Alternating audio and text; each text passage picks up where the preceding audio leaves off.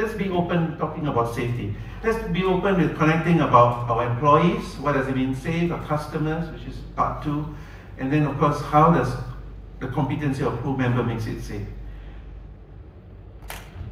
I want to share there are some basic things like a safety briefing that was not even conducted. Yeah.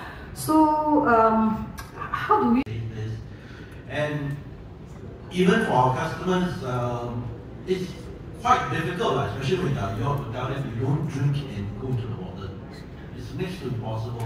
So was we put that, do not consume alcohol, you do outdoor activities, you do not prescribe certain time and all that.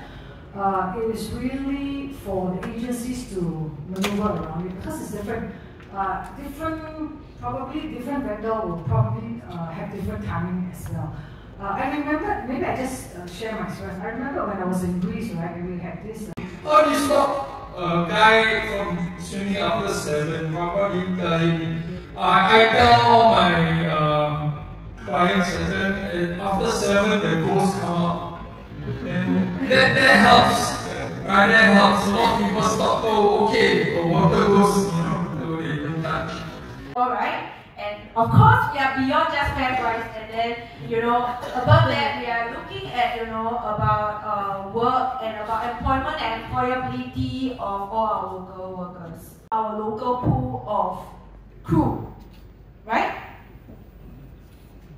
So that made me very excited because this is actually my baby since 2 years ago. We actually tried to do this pilot program of grooming local talent pool for this sector. So this is my understanding. You all can feel free to input after the session, right? It's very sailing focused with its own set of considerations. For powercraft, especially for the yacht charter business, you have the PPCDL, which is fantastic, but like Roy said also, the practical handling is very important. Your PPCDL boat is very small. Whereas, they come into the yacht industry, boating industry, suddenly from a, 20, 30 foot boat, they're going to on a 50, 60 foot boat, 70, 80 foot boat. So I think the practical experience that you can expose them to, not just different size boats, different types of boats, I think that would be helpful. Apart from hospitality, there's a lot of things that a crew has to know. So safety, what to do in emergencies, first aid, and not just being nice like hospitality, but how do they be firm? Like, we've got a lot of customers who drink, they go down to swim, and they're just out of hand. They're really out of hand. So I think that can come in as a practical aspect, it's like the day-to-day. So that's just some suggestions from aspect. So not just the staffing and crewing and customer experience, right? But crew also take care of the boat.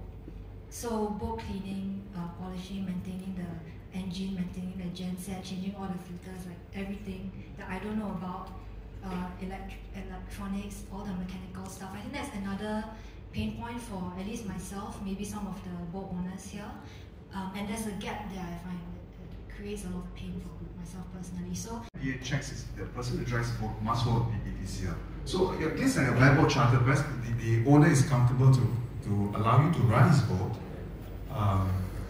You as a competent operator, and you hire his boat to bring guests. So that's under the SDH, but they still go under the PPDL scheme because of the nature of the business, and it's something that is being pushed for and promoted by STD to have this sort of significant vessel component. Well, in the early years, the dynamics are a bit different because in the early part of it, when the SZ and the SZH construct comes about, the whole intent was really to allow people who want to own boats to allow you to have your own boat, but restrict the number of people to be on board, because these are not paying guests.